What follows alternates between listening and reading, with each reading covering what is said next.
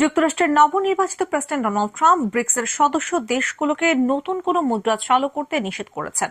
বিশ্ব বাণিজ্যে মার্কিন ডলারকে প্রতিস্থাপিত করতে পারা বা এই মুদ্রাকে বাদ দিয়ে অন্য কোনো মুদ্রায় বাণিজ্য চলতে পারে এমন কোনো মুদ্রাকেও সমর্থন দিতে নিষেধ করেছেন তিনি।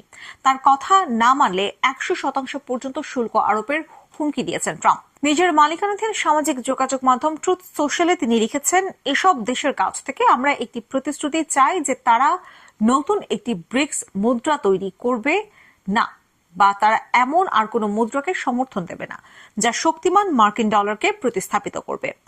এই প্রতিশ্রুতি না দেওয়া হলে তাদের 100% শুল্কের মোকাবেলা করতে হবে।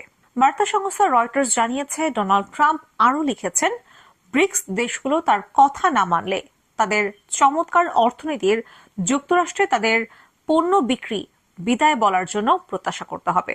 তিনি বলেন, শুষে নেয়ার জন্য তারা আরেকটি দেশকে খুঁজে দেখতে পারে। গত 5 নভেম্বরের ভোটে দ্বিতীয় মেয়াদে প্রেসিডেন্ট পদে নির্বাচিত হয়েছেন এই রিপাবলিকান প্রার্থী। এরই মধ্যে তিনি ঘোষণা করেছেন যে শিল্প উৎপাদন ব্যবস্থা যুক্তরাষ্ট্রে ফিরিয়ে আনতে তিনি যে কোনো আমদানি পণ্যের উপর 10 থেকে 20% পর্যন্ত শুল্ক আরোপ করবেন, আর চীনের পণ্যের ক্ষেত্রে শুল্কের হার হবে অন্তত 60।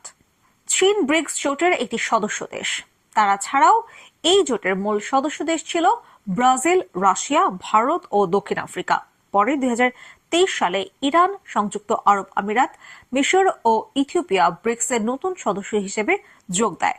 ডোনাল্ড ট্রাম্প লিখেছেন, আন্তর্জাতিক বাণিজ্য ব্রিক্স মার্কিন ডলারকে প্রতিস্থাপিত করবে এমন কোনো সুযোগই নেই।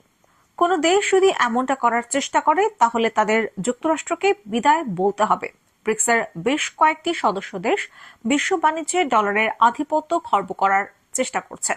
বিশেষ করে চীন তার মুদ্রা ইউয়ানকে আন্তর্জাতিক বাণিজ্যে অন্যতম মুদ্রা হিসেবে ব্যবহার করার চেষ্টা চালিয়ে যাচ্ছে। রাশিয়ার মতো দেশ আন্তর্জাতিক বাণিজ্যে আগের চেয়ে বেশি ইউয়ান ব্যবহার করছে। ভারতও চায় তার মুদ্রা রুপি আরো বেশি করে বিশ্ব বাণিজ্যে ব্যবহার করা হোক।